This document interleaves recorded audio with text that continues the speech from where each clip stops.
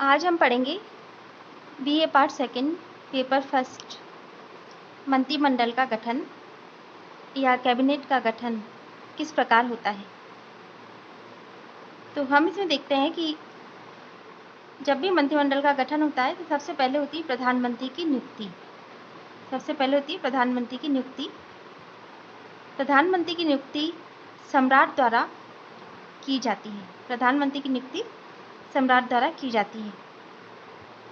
परंतु सम्राट उसी व्यक्ति को प्रधानमंत्री नियुक्त करता है जिसे जनता द्वारा महानिर्वाचन में निर्वाचित किया गया हो।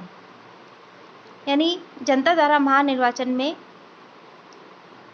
जिसे चुना गया हो उसी व्यक्ति को सम्राट द्वारा प्रधानमंत्री नियुक्त किया जाता है। परंपरा ये चली आ रही है कि लोक सदन के बहुमत के नेता को सम्राट आमंत्रित करता है कि वह प्रधानमंत्री का पद ग्रहण करे। लोक सदन यानी हाउस ऑफ कॉमन्स के बहुमत दल के नेता को आमंत्रित किया जाता है कि वो प्रधानमंत्री पद ग्रहण करे। इसमें सम्राट की व्यक्तिगत इच्छा का कोई महत्व नहीं होता है, किंतु यदि प्रधानमंत्री अकस्मात त्यागपत्र दे दे या उसकी मृत्यु हो जाए तो ऐसी स्थिति में सम्राट द्वारा अपने विवेक का प्रयोग किया जा सकता है।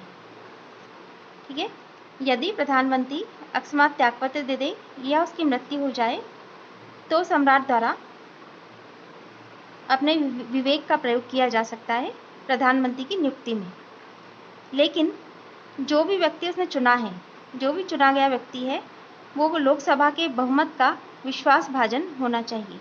यानी कि चुने गए व्यक्ति को लोक सदन हाउस ऑफ कॉमन्स के बहुमत का विश्वास प्राप्त होना चाहिए। तो इस प्रकार सम्राट प्रधानमंत्री को नियुक्त तो करता है, किंतु उसे देखना पड़ता है कि बहुमत दल का नेता हो, और बहुमत दल का नेता वो होता है जिस दल को जनता ने बहुमत से चुना हुआ हो, और वो लोक सदन के विश्वास के पर्यंत ही अपने पद पर रह भी सकता है। अब हम देखते हैं कि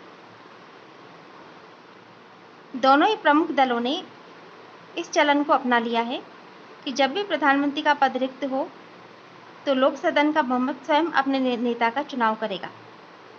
कि जब भी प्रधानमंत्री का पद रिक्त हो तो लोक सदन का बहुमत स्वयं अपने नेता का चुनाव करेगा। तो इस प्रकार सम्राट की जो विवेक की पावर्स है वो और भी कम हो गई हैं। इसके बाद हम देखते हैं कि अन्य मंत्रियों की नियुक्ति किस प्रकार की जाती है। सम्राट द्वारा प्रधानमंत्री के परामर्श के आधार पर अन्य मंत्रियों की नियुक्ति की जाती है। आजकल ऐसा होता है कि प्रधानमंत्री द्वारा अपने सहयोगियों की सूची सम्राट को दी जाती है और सम्राट उनके नामों की घोषणा कर देता है। इस प्रकार सम्राट का इस नियुक्ति में भी महत्व बहुत कम हो गया है। अब हम देखते हैं कि प्रधानमंत्री और मंत्रियों के बारे में कुछ परंपराएं भी हैं। रॉबर्ट वालपोल के समय से ही ये परंपरा चली आ रही है कि प्रत्येक प्रधानमंत्री संसद के दोनों सदनों में से किसी एक सदन का सदस्य अवश्य रहा हो। संसद के दोनों सदन यानी हाउस ऑफ लॉर्ड्स और हाउस ऑफ कॉमन्स में से किसी एक सदन का सदस्य अवश्य रहा हो। 1923 में एक परंपरा और चली। जब सम्राट जॉर्ज पंचम थे तो जॉर्ज पंचम के द्वारा कर्जन के स्थान पर बाल्डविन को प्रधानमंत्री पद प्रदान किया गया। और वो इसलिए प्रदान किया गया क्योंकि वो लोक सदन के सदस्य थे। तो ये परंपरा स्थापित हुई है कि प्रधानमंत्री लोक सदन का ही सदस्य होना चाहिए। इसके अलावा हम देखते हैं कि परंपरा के अनुसार मंत्रिमंडल के सदस्यों के लिए संसद का सदस्य होना अनिवार्य है। मंत्रिमंडल का प्रत्येक सदस्य संसद का सदस्य भी होना ही चाहिए। इस प्रकार वहाँ व्यवस्थापिका और कार्यपालिका जुड़ी रहती है। संसद सदस्य न होने पर केवल उसे 6 माह की अवधि के लिए मंत्री बनाया जा सकता है। केवल 6 माह की अवधि के लिए उसे मंत्री बनाया जा सकता है। और इस इसके लिए या तो उसे लॉर्ड की उपाधि देकर लॉर्ड सभा का सदस्य बना लिया जाता है या किसी उपचुनाव में किसी निर्वाचन क्षेत्र से वह चुन करके आता है। तो इस प्रकार वो हाउस ऑफ कॉमन्स का सदस्य बन करके और तभी उसे मंत्री बनाया जा सकता है, यानी मंत्री पद पर बने रहने दिया जा सकता है। इसके अलावा मंत्रिमंडल में दोनों ही सदनों को प्रतिनिधित्व प्रदान किया जाता है, यानी मंत्रिमंडल में हाउस ऑफ लॉर्ड्स और हाउस ऑफ कॉमन्स, संसद के जो 2 सदन हैं उन दोनों को ही प्रतिनिधित्व प्रदान किया जाता है।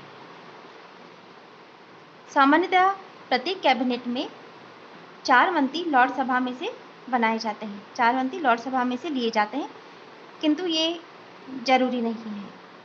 इसके अलावा हम ये देखते हैं कि प्रधानमंत्री अपने सहयोगियों के चुनाव में स्वतंत्र होता है। प्रधानमंत्री अपने सहयोगियों के चुनाव में स्वतंत्र होता है और वो सम्राट को केवल अपने सहयोगियों की सूची दे देता है, जिसके आधार पर सम्राट उन्हें मंत्री पद पर नियुक्त कर देता है। लेकिन फिर भी प्रधानमंत्री देखता है कि जब अपने सहयोगियों को वो चुनता है तो उस समय दल के अंदर विभिन्न व्यक्तियों की क्या स्थिति है, दल के अंदर विभिन्न व्यक्तियों की क्या स्थिति है, वो बहुत ज़्यादा महत्वपूर्ण है, बहुत ज़्यादा लोकप्रिय हैं और बहुत ज़्यादा उनको राजनीति की गहरी समझ है या उनको विदेश नीति की बहुत समझ है। इस प्रकार दल के अंदर विभिन्न व्यक्तियों की स्थिति क्या है, इसको देख करके वो उनको मंत्री पद प्रदान करता है। वो ये भी देखता है कि विभिन्न भौगोलिक क्षेत्रों का प्रतिनिधित्व हो रहा है या नहीं। जब वो मंत्री नियुक्त करता है तो ब्रिटेन के विभिन्न भौगोलिक क्षेत्रों का प्रतिनिधित्व हो रहा हो, इस आधार पर मंत्री नियुक्त करता है। इसके अलावा वो ये भी देखता है कि विभिन्न समुदायों का प्रतिनिधित्व हो रहा है या नहीं, यानी ब्रिटेन में जो अलग अलग समुदाय हैं, अलग अलग धर्म के, अलग या भाषाओं के या अलग अलग व्यवसायों के का प्रतिनिधित्व हो रहा है या नहीं। इसके अलावा वो ये भी देखता है कि सदस्यों की दक्षता, यानी सदस्य कितने सक्षम हैं, कितने दक्ष हैं कोई भी प्रशासनिक कार्य करने में, कोई भी राजनीतिक कार्य करने में। इसके अलावा उनकी समाज सेवा की कितनी भावना है, यानी कि वो समाज सेवा की भावना से कर रहे हैं या अपने व्यक्तिगत लाभ की भावना से प्रेरित हैं। इन सब बातों का भी उसको ध्यान में रखना पड़ता है और इन्हीं सब बातों के आधार पर वो उनको मंत्री नियुक्त करता है।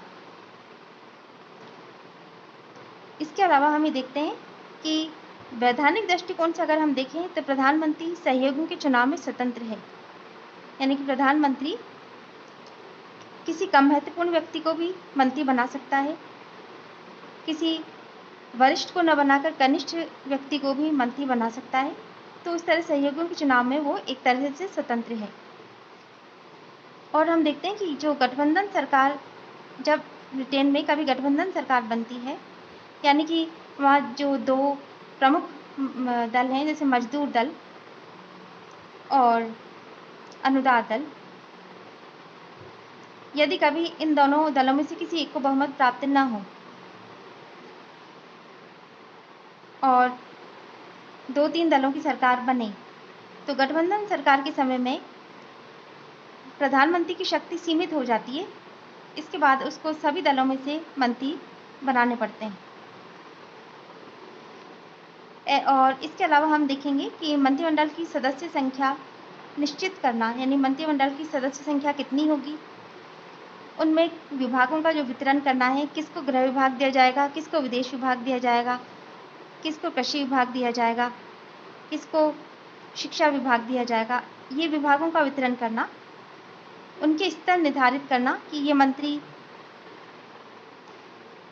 मंत्रिमंडल का होगा या उपमंत्री होगा या संसदीय सचिव होगा, उनके स्तर निर्धारित करने का कार्य, मंत्रिमंडल में परिवर्तन करने का कार्य, यानी कि उनके विभागों में फेरबदल करने का कार्य, ये सब कार्य प्रधानमंत्री के द्वारा ही किए जाते हैं। इसीलिए आजकल इसे प्रधानमंत्री शासन भी कहा जाता है, क्योंकि मंत्रिमंडल पूरी तरह प्रधानमंत्री पर निर्भर हो गया है।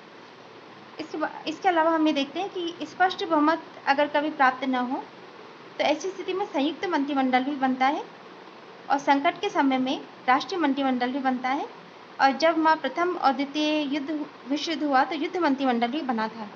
कि मंत्रिमंडल की एक आंतरिक समिति थी जिससे युद्ध मंत्रिमंडल अस्तित्व में आया था। तो इस तरह हम देखते हैं कि मंत्रिमंडल का जो गठन है उसमें कुछ निश्चित बातें हैं कि पहले प्रधानमंत्री की नियुक्ति सम्राट के द्वारा होगी, लेकिन वो उसी व्यक्ति को नियुक्त करेगा जो बहुमत दल का नेता होगा, जिसको जनता ने निर्वाचित किया होगा, और जिस दल को उसने बहुमत दिया होगा उसी के नेता को प्रधानमंत्री बनाया जाता है। प्रधानमंत्री अपने सहयोगियों की नियुक्ति करता है। हालांकि नियुक्त सम्राट करता है, लेकिन प्रधानमंत्री वो सूची देता है जिसके आधार पर सम्राट उनको नियुक्त करता है। प्रधानमंत्री और मंत्रिमंडल के सदस्यों का संसद सदस्य होना जरूरी होता है, और प्रधानमंत्री इनकी नियुक्ति में और हर कार्य में काफ़ी स्वतंत्र होता है। लेकिन जब गठबंधन सरकार बनती है या स्पष्ट बहुमत प्राप्त नहीं होता, तब संयुक्त मंत्रिमंडल बनता है। उस वक्त प्रधानमंत्री की शक्तियाँ भी सीमित हो जाती हैं।